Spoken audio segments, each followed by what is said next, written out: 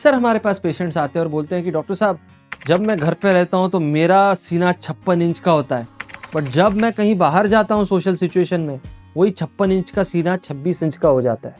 बहुत बार लोग हमें ये भी कह के आते हैं कि मैं अपने कंफर्ट जोन से थोड़ा भी बाहर जा नहीं पाता। मुझे लोगों से इंटरेक्ट करने का मन बहुत करता है, बट जब भी मैं वहाँ जाता हूँ तो मेरी मम्मा हो जाती है, मैं ठीक से एक डायलॉग भी बोल नहीं पाता। जब मैं 4 लोगों में खड़ा होता हूँ तो मैं बाहर से तो कॉन्फिडेंट दिखता हूँ, बट अंदर मेरे ऐसे लगता है कि ज्वालामुखी है, अंदर मेरे हार्ट मेरा 200 के रफ्तार से दौड़ रहा है। अगर ऐसे आपको प्रॉब्लम है तो शायद आप सोशल एंजाइटी डिसऑर्डर के शिकार हो सकते हैं, और आज की वीडियो में दोस्तों हम उसके बारे में पूरा डिस्कशन करेंगे। नमस्कार दोस्तों, मैं डॉक्टर सागर मुंदड़ा, साइकाइट्रिस्ट, मुंबई और महाराष्ट्र की कई जगहों पे प्रैक्टिस करता हूं और हम आपके लिए regularly mental health awareness videos लाते हैं। आज हम बात करेंगे एक ऐसे डिसऑर्डर की जो बहुत ही ज़्यादा कॉमन है और जिसके कारण जो पीड़ित व्यक्ति है उसकी सोशल लाइफ एक तरह से ज़ीरो सी हो जाती है। मैं बात कर रहा हूँ दोस्तों सोशल एंजाइटी डिसऑर्डर के बारे में। अगर हम इस शब्द को ही पूरा देखेंगे तो हमें इसका मीनिंग अधिकतर समझ में आ जाएगा। सोशल मतलब ऐसा कोई भी सोशल सिचुएशन, एंजाइटी मतलब वरी वो भी एक इरेशनल वरी या फिर आउट ऑफ प्रपोर्शन वरी, और डिसऑर्डर सोशल सिचुएशंस में बहुत ज़्यादा चिंता करने की बीमारी। तो आइए समझते दोस्तों क्या होते हैं सोशल एंजाइटी डिसऑर्डर के लक्षण। सबसे पहला, ये लोग कोई भी सोशल सिचुएशन में जाने से बहुत ज़्यादा कतराते हैं। क्यों होता है ऐसा? अधिकतर केसेस में ये बहुत ज़्यादा सेल्फ कॉन्शियस होते हैं और अधिकतर केसेस में इनका जो सेल्फ एस्टीम होता है, जो सेल्फ कॉन्सेप्ट होता है, जो खुद में विश्वास होता है, वो कहीं ना कहीं पूरा चकनाचूर हुआ होता है या होता ही कम है। तो अगर मेरा सेल्फ एस्टीम कम है, अगर मेरा खुद में विश्वास कम है, अगर मैं जब 4 लोगों के सामने खड़ा रहता हूँ तो मुझे इन्फीरियरिटी कॉम्प्लेक्स आता है या मुझे लगता है कि मैं गुड इनफ नहीं हूँ, तो ऐसे सिचुएशन में मैं सोसाइटी में जाने से कतराऊँगा। तो पहली चीज़, अगर आपका सेल्फ एस्टीम बहुत कम है, अगर आप बहुत इनसिक्योर है, अगर आपको ऐसा लगता है कि भाई लोग मेरे बारे में क्या सोचेंगे, तो आपको ये प्रॉब्लम हो सकती है। अगर आप बाहर जाते हैं और आप किस तरह बैठे हैं, आपके हैंड्स फोल्डेड है या ऐसे है, आपके पैर फोल्डेड है या सीधे हैं, आपका चश्मा आपके आंखों पे बराबर लगा है नहीं लगा है, आपके बाल बराबर है या नहीं है, ये चीज़ पे आपका बहुत ध्यान है और आपको ऐसा लगता है कि लोग मुझे क्रिटिकल तरीके से ही देखेंगे, लोग मुझे एक तिरस्कार की भावना से ही देखेंगे, मैं जिस तरह बात करता हूँ वो भी कॉन्फिडेंट नहीं है, मैं जो बात करता हूँ वो सही है या गलत है, ऐसा आपको हमेशा लगता है। और आपको लगता है कि लोग मेरी खिल्ली उड़ाएंगे, आपको लगता है कि लोग मेरा मजाक उड़ाएंगे।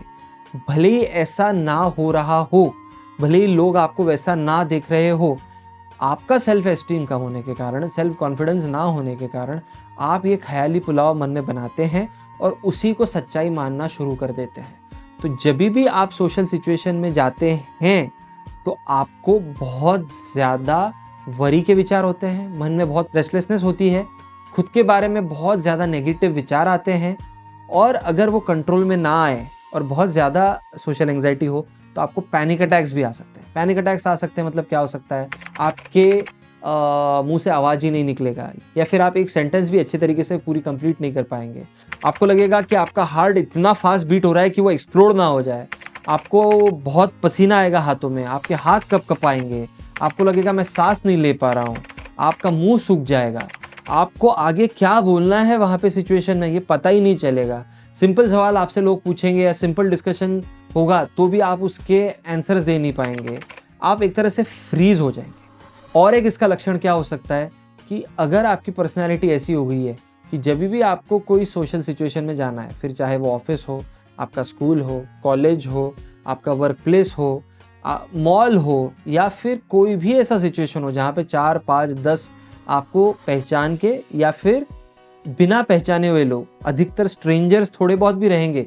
तो ऐसे सिचुएशन में आप जाना अवॉइड ही करना शुरू कर देते हैं। तो मान लीजिए भले ही आपको स्पीकर के तौर पे बुलाया गया है कि आप आपके सब्जेक्ट में बहुत निपुण हैं और आपको स्पीकर बोल के गेस्ट स्पीकर बनाया है, आपको बोला है कि आप आइए, तो आप कुछ बहानेबाजी करना शुरू कर देंगे और आप बोलेंगे कि मेरी तबीयत ख़राब है, मुझे ऐसा है, मुझे वैसा है, और आप उस चीज़ को अवॉइड करेंगे। तो माइल्ड सोशल एंजाइटी अगर हो तो आप एटलीस्ट जाएंगे, वहाँ पे आप खुद को कंट्रोल करके बोल पाएंगे। भले ही अंदर एक ज्वालामुखी सा फट रहा है, बट आप बाहर कंट्रोल कर पाएंगे, बाहर वो निदर्शन में आने नहीं देंगे। थोड़ा और सीवियर है तो आपको पैनिक अटैक्स टाइप आएंगे, आप वहाँ पे बराबर बात नहीं कर पाएंगे। और अगर बहुत ही ज़्यादा सीवियर है या फिर आप पूरी तरह उससे डर चुके हैं, तो आप वहाँ जाएंगे ही नहीं। आप एक इलेबोरेट प्लान बनाएंगे जिससे आपको सोशल सिचुएशन में जाने की नौबत ही ना आए। अवॉइडेंस ही आपकी सुपर पावर, अवॉइडेंस ही आपका बेस्ट फ्रेंड बन जाएगा। आप सोशल ओकेजन्स को टाटा बाय बाय करने के लिए 2 बार भी नहीं सोचेंगे। एक और लक्षण हो सकता है सोशल एंग्जाइटी का कि अगर आप पहले कोई सोशल सिचुएशन में रहे हैं, फॉर एग्जाम्पल मान लीजिए आप एक कॉर्पोरेट एम्प्लॉय है और हर संडे को आपका एक मीट होता है टीम बिल्डिंग एक्सरसाइज के तौर पे, मान लीजिए महीने में 1 बार मीट होता है, लेकिन पिछले 2 बार आप गए और वहाँ पे आपको कंफर्टेबल महसूस नहीं हुआ, तो अगली मीट आने के 10 दिन पहले से ही आपके जहन में सिर्फ एक चीज़ रहेगी कि 10 दिन बाद जो मीटिंग है उसमें मैं कैसे करूँगा, मैं उसको किस तरह अवॉइड करूँ, या फिर मैं वहाँ पे क्या बोलूँगा। तो इतनी छोटी चीज़ जो बाकी लोगों के लिए एकदम नॉर्मल सी है, जिसके बारे में वो 2 बार सोचेंगे भी नहीं, 2 सेकंड भी स्पेंड नहीं करेंगे, आप उस पर घंटों घंटों घंटों बिता देंगे और कई दिन पहले से बिता देंगे। तो जब भी वो सोशल इवेंट आने वाला है उसके कुछ समय पहले से ही आप बहुत ज़्यादा पैनिकी हो जाते हैं, तो ये सोशल एंग्जाइटी डिसऑर्डर का लक्षण हो सकता है।